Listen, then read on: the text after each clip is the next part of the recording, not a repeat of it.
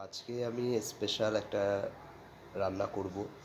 তো বাড়িতে আজকে ছুটির দিনে তো ট্রাই করছি বিরিয়ানি তৈরি করার জন্য মাংসটাকে আমি ধুয়ে নিলাম।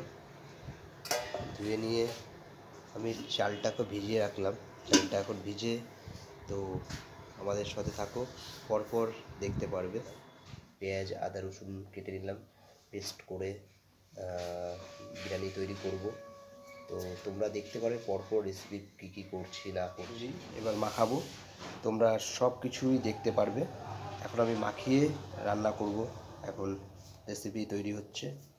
এখন মেখে তা আমরা মাখতে শুরু করি। খেতে খুব ভালো লাগবে।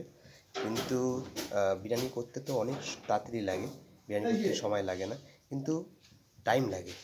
সব কিছু মশলাপাতি বেটে সব কিছু করা থেকে আমরা বাঙালির খেতে আমাদের 2 মিনিট লাগে আর তাড়াতাড়ি হয়ে যায়। বিরিয়ানি তৈরি হচ্ছে, এখন রাইস দিচ্ছি।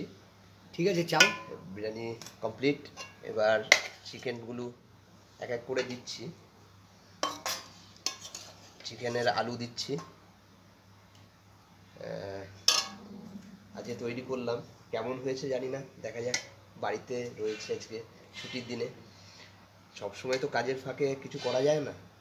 এখন ট্রাই করি, একটু গোলাপ জল বা ইয়ে দিচ্ছি।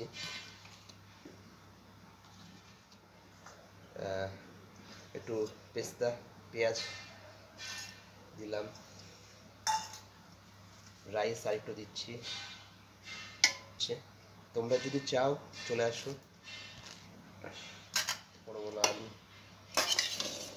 সব দিয়ে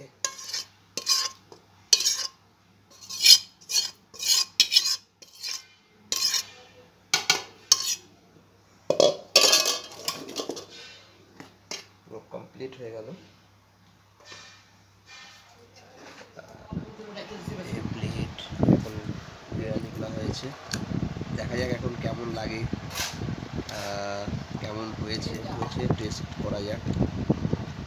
যদি এই যে লেগ পিস, তো ভালোই হবে আশা করি। নিজে চেষ্টা করলাম, কতটা ভালো হয়েছে। ওয়াও,